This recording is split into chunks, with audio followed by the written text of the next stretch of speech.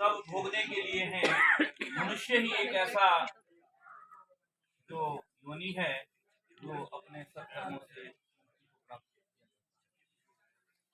हमारे शास्त्र में, हमारे इस सनातन में मुक्ति के अनेक उपाय बताए गए हैं और उन्हीं मुक्ति के उपायों में से एक उपाय ये भी है कि जो व्यक्ति अपने सामर्थ्यानुसार तुलसी और शालिग्राम जी का विवाह करेगा, उसे जो और युगों में वाज, स्नेह और अश्वमेध आदि यज्ञ का जो फल प्राप्त हुआ करता था, उसका फल प्राप्त हुआ करता है। ये कलयुग की व्यवस्था है, क्योंकि इसके संबंध में जो कथाएं आती है तो इसको किया जाता है। थोड़ा सा एक राजा हुए, वृषध्वज नाम के राजा, और उनकी पत्नी माधवी बहुत समय तक संतान नहीं हुई। संतान प्राप्ति के लिए बहुत तपस्या की, फिर भी संतान की प्राप्ति ना हुई। निराश हो गए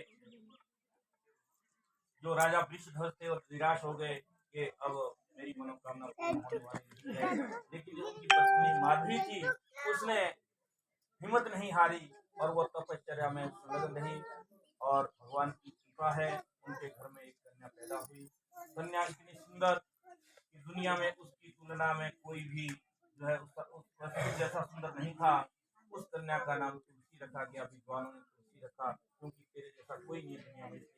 बोलो तुलसी मैया की जय। वृषध्वज और माधवी के घर में उत्पन्न तुलसी योगावस्था को प्राप्त हुई और सीधी वृंदावन जो है तपस्या करने के लिए। जाति स्मृति, जाति स्मर होता है बंधुओं, जो कोई योग भ्रष्ट हुआ हो या जिनको कोई शाप लगा हो, जिन्होंने अच्छे कर्म किए हो, उन्हें पूर्व जन्म की अनेकों जन्मों की जो है यादाश्त होती है, उसको जाति स्मर कहते हैं। तो जाति स्मृति वृंदावन में बहुत कठोर तपस्या करी। ब्रह्मा जी प्रसन्न हुए, ब्रह्मा जी प्रकट हुए, तुलसी को वरदान देने की बात कही। तुलसी ने कहा, मैं तो जन्म जन्मांतर से कृष्ण जी की सेवा में तत्पर रहना चाहती हूँ। जाति स्मृति अपनी सारी पूर्व जन्म की बात कही कि एक बार राधा श्री कृष्ण गोलोक धाम में मैं उनकी सेवा किया करती थी, श्री कृष्ण के चरणों में सदा रहा करती थी। लेकिन एक बार कुछ ऐसी गलती मेरे से हो गई कि राधा ने मुझे शाप दे दिया, जाओ तुम्हें मनुष्य जन्म लेना पड़ेगा। और उससे मैं मनुष्य जन्म मैंने लिया है। अब मैं वर्ण करना चाहती हूँ, उस कृष्ण को ही मैं वर्ण करना चाहती हूँ। ये इच्छा जो थी, तो भगवान ब्रह्मा जी ने जो वरदान दे दिया, जाओ तुलसी, मैं तुम्हारी तपस्या से प्रसन्न हूँ, तुम्हें इसी जन्म में जो है चतुर्मुखी शंख चक्र गदा पद्मधारी जो है विष्णु भगवान जो है तुम्हें जो है अंगीकार करेंगे।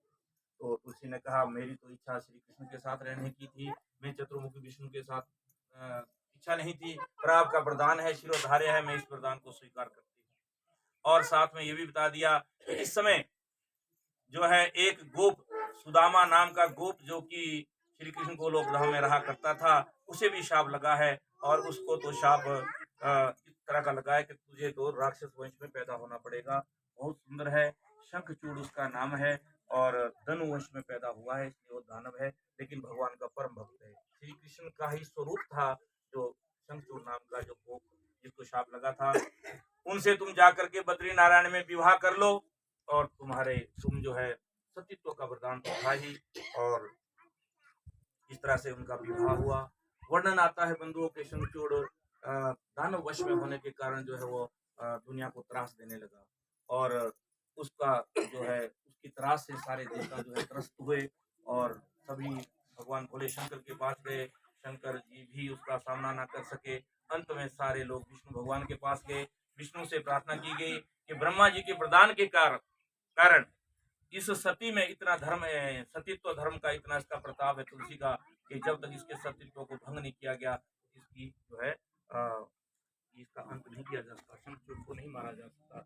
उधर वो दुनिया को त्रास देने लगा, क्योंकि दानव वंश में था तो भगवान का भगत, लेकिन दानव वंश में पैदा होने के कारण अच्छे नहीं थे। इस तरह से जब शाप वरदान जो मिला था उसको ये करना था, सभी विष्णु भगवान के पास है, और विष्णु भगवान से प्रार्थना करने लगे कि आप ही इस बात को कर सकते हैं।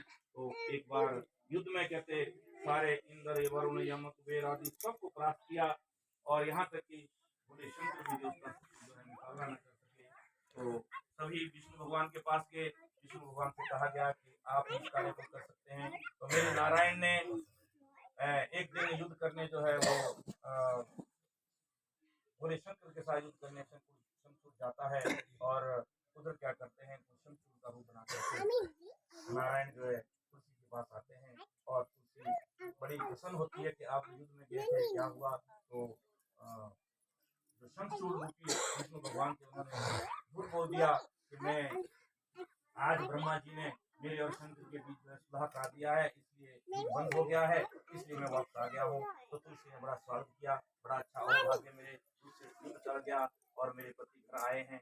लेकिन जैसे ही तुलसी से उस शंखचूड़ का या विष्णु भगवान का संसर्ग हुआ, उसने उसका स्पर्श किया, उसे एकदम तुमको सती की पता लग गया, तुम कौन हो बताओ, नहीं तो मैं ऐसा शाप दे दूंगी कि तुम्हें जो है कहीं कभी नहीं रहोगे। तो शंख चक्र पद्म भाई जो विष्णु भगवान प्रकट हो गए और कहने लगे तुलसी, ये तुम्हारी कामना थी, तुमने जन्म जन्मांतरों अनेकों जन्मों से तुम्हारी तपस्या थी कि मैं भगवान को जो है वर के रूप में चाहती हूँ, तो वो वरदान तुम्हारा पूरा हुआ। तो यहाँ रहस्य ये भी है बंधुओं कि भगवान कुछ नहीं करते, भगवान तो वो करते हैं जो हमारी सोच होती है। इसलिए अपनी सोच को, अपने भाव को बड़े शुद्ध रखो। भाव ग्राही जनार्दन, वो भगवान तो भाव के भूखे हैं, वो हमारे देने लेने से नहीं बल्कि हमारे भाव से निर्भर करते हैं। भगवान को जो है भाव की जो भाषा है वही जो है सबसे प्यारी लगा करती है। तो इस तरह से जब प्रकट हुए अब शाप से विमुख होकर के फिर भी तुलसी ने इतना तो कहा दिया, तुम पाषाण हृदय हो, तुमने मेरे पति को जो बेकसूर था मारा है, इसलिए मैं तुम्हें शाप देती हूँ, तुम्हें पत्थर बनना पड़ेगा। और उधर भगवान विष्णु जो शंकर भाई थे उन्होंने भी कह दिया, कहते हाँ मैं इस शाप को अंगीकार करता हूँ और तुम भी आने वाले युगों के लिए जो है तुम्हें एक वृक्ष के रूप में आना पड़ेगा और तुम इस ब्रह्मांड में सर्वश्रेष्ठ वनस्पति कहलाओगे।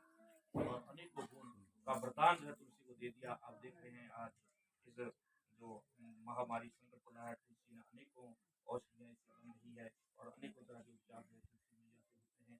तो तुलसी का भी ऐसी महिमा, ऐसे वरदान दिए गए और यही कारण है। और यहाँ पर ये भी बात कही गई, श्रीमद् देवी भागवत का एक प्रसंग है, जो आने वाले युगों में तेरा और मेरा इस तरह का बिल्ली उठाएंगे, वो जो है दिव्य लोक को प्राप्त होंगे, उन्हें मोक्ष की प्राप्ति होगी। और जो शालिग्राम और तुलसी को अलग करेगा तो अनेकों जन्म जाएगा। इसलिए शालिग्राम को अलग नहीं किया जाता, जाता है। तो इस तरह की ये दिव्य कथा देवी भागवत की आती है बंधुओं। तो जो भी भक्ति पूर्वक इसे करता है उसके सारे पाप करते हैं, ऐसा शास्त्रों की आज्ञा है।